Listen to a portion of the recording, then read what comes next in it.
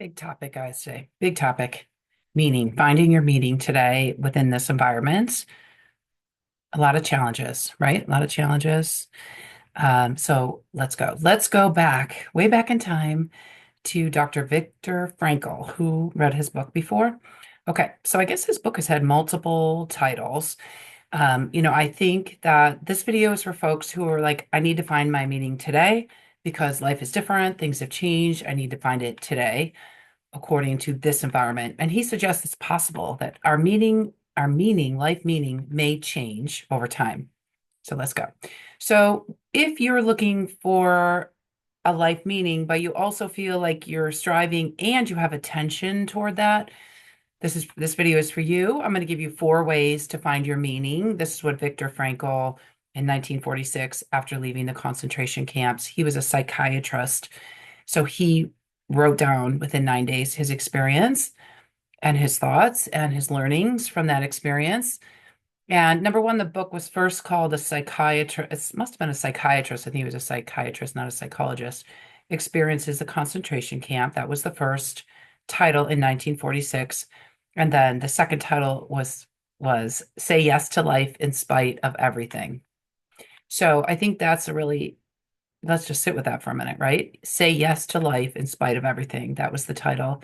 And then the most recent title is Man's Search for Meaning or Women's Search for Meaning by Viktor Frankl. Dr. Viktor Frankl, he's a psychiatrist who lived years ago and was in concentration camps and shared his experience in a book when he came out of the concentration camps to show how humans can find a meaning in spite of everything was the first title of the book. Say Yes to Life in Spite of Everything. So that's something I need to hear over and over. So in this video, we're going to talk a little bit about how do you find it now with what's going on in your life today? How do you find your life meaning? Well, let's follow Viktor Frankl's suggestions. I went back and read the book a few times because a lot of people quote him, but sometimes, the quotes and the ideas behind the quotes kind of lose course a little bit or change course. And so I like to read the book and see what he actually did say. He has amazing quotes, of course. So I have a lot of them on my phone, and I can share some of those with you as we go. But let's start. Okay. So he suggested that we can strive to find meaning that is the primary motivational force of humans, that we're always looking for meaning in things around us, in relationships, in the environment, in our politics. We're looking for meaning.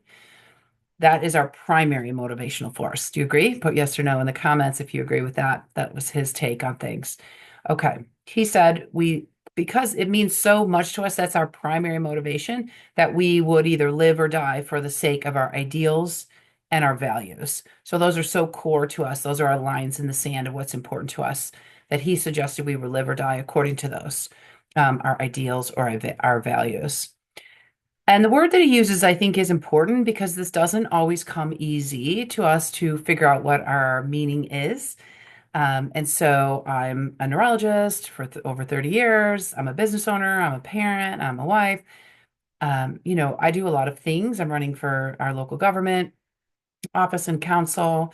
So I do a lot of things. And which one finds me meaning? Well, we can talk a little bit about that.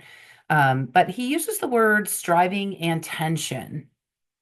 So I'm glad that he acknowledges the tension. So I think that a lot of times that's my experience in life as well, is there's a tension toward finding your meaning. It doesn't always come easily.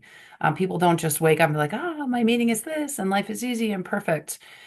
So he says there's a striving and a tension for a worthwhile goal of a freely chosen task. So your meaning has to be freely chosen. It can't be, pushed on you. It has to be something you choose, something important to you, is what he suggests. And the word also that I think is interesting that he uses over and over is responsible. There's a responsibleness to find your meaning, meaning that you need to find out what you're good at. You need to follow these 4 steps that we're going to talk about to find your meaning. It's your responsibility, is what he suggests. So again, put it in the chat. You say yes or no. You think you're responsible to find your meaning? Is someone supposed to tell you? Because it's supposed to be, as he says, freely chosen. It's a freely chosen task. Our meaning has to be our choice, it looks like, according to Viktor Frankl. Okay. So again, he says man is responsible and must actualize the potential of their own life. So, a lot of times we're waiting for our boss to give us a raise or give us a promotion or this, but he's suggesting we are responsible for this, to find our meaning. And he has 4 ways for us to do it. And we're going to go over it soon. Okay. He states, which I thought was really quite surprising. So again, you could put it in the chat if you agree with this, but he suggests that the meaning of life always changes for a person. So when you're a certain age, maybe you have one meaning. When you're another age, you have another meaning, but it never ceases. You always have one, but it changes over time. Like I just had a lunch with some moms whose kids were in high school, and they were sad that their kids were growing autonomous, because likely their day-to-day roles were changing. And I'm a mom of four.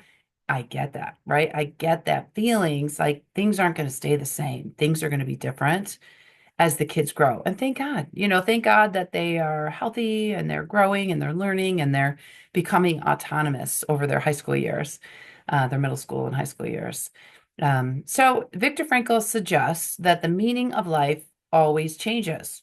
You know that? Maybe some people think they always were to do one thing, but he says but it never ceases. You always have meaning in your life.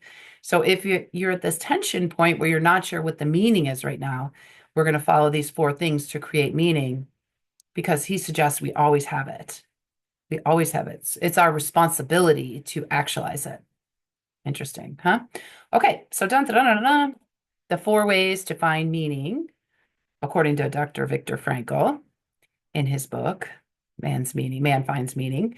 Number 1, creating work or doing a deed. That's easy, right? So if I create this video and you then find your meaning, then my meaning right now can be to provide resources, connect you with this book that was written a long time ago, but is very instructive on how us humans can find our meaning. Okay. So number 1, create work or doing a deed. Number 2, experience or encounter someone.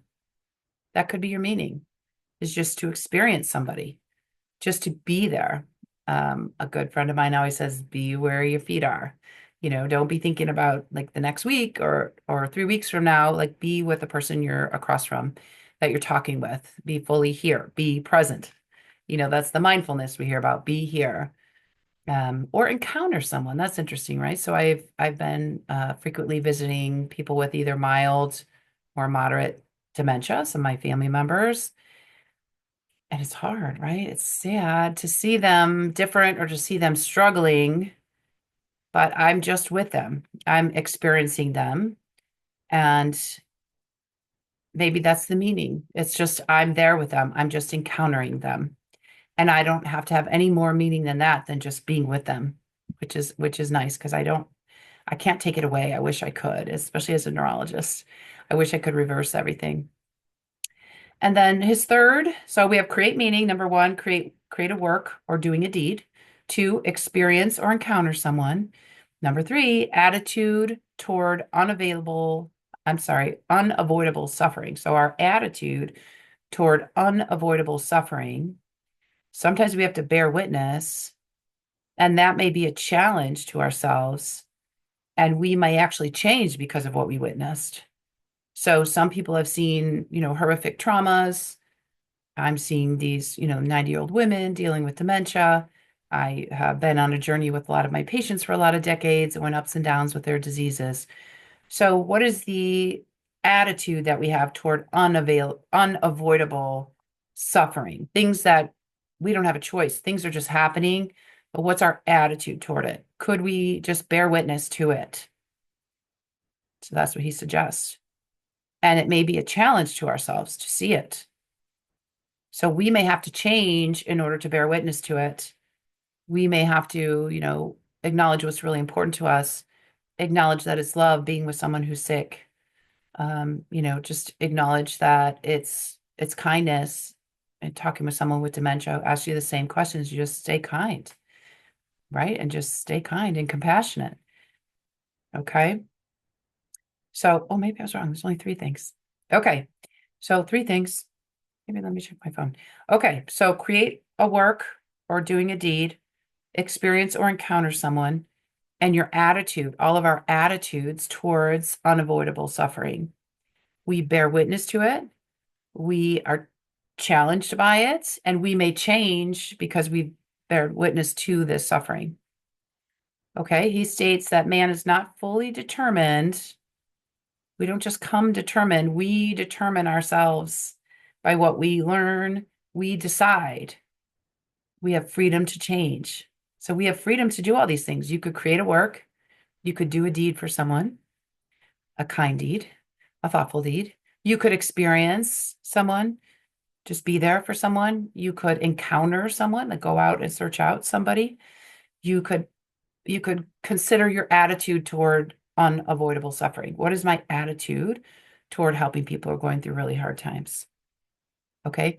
So he just keeps reminding us that we decide, we have a responsibleness to decide today what our meaning is because it can change. So we could do any of those things and find meaning. Tell me your thoughts about this in the comments. What do you think? Which one makes the most sense for you as far as creating meaning in your life today? Is it that create a work? Maybe you write something, you send a card, you create an environment. I'm having my book club over later this week, so maybe just like a welcome home that smells good and give them good food, and we just have a warm environment that we can just chat and share ideas.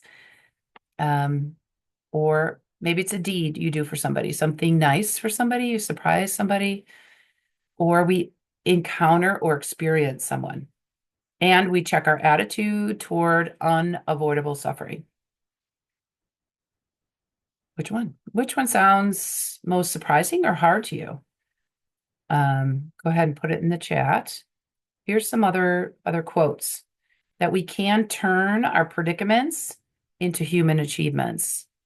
I mean, look what he went through. He lived in concentration camps and saw god awful things. Um, and he wanted to remind us of the defiant power of the human spirit, that we could do these things to create meaning today.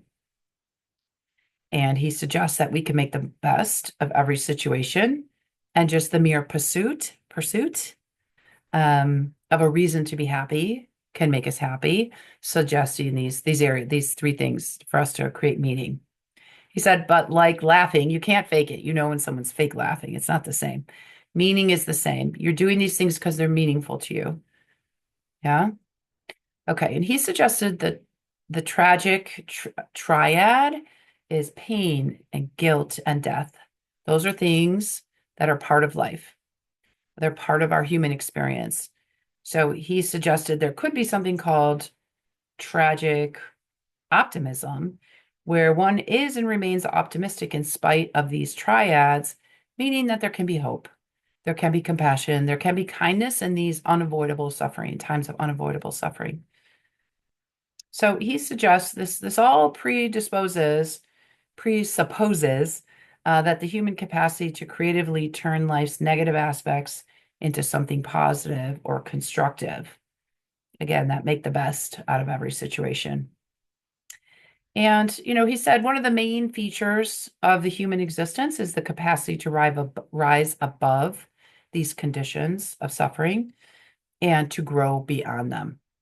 So there is a sect of psychology called positive psychology, and he used a lot of similar terms, and they must have used a lot of similar terms as well.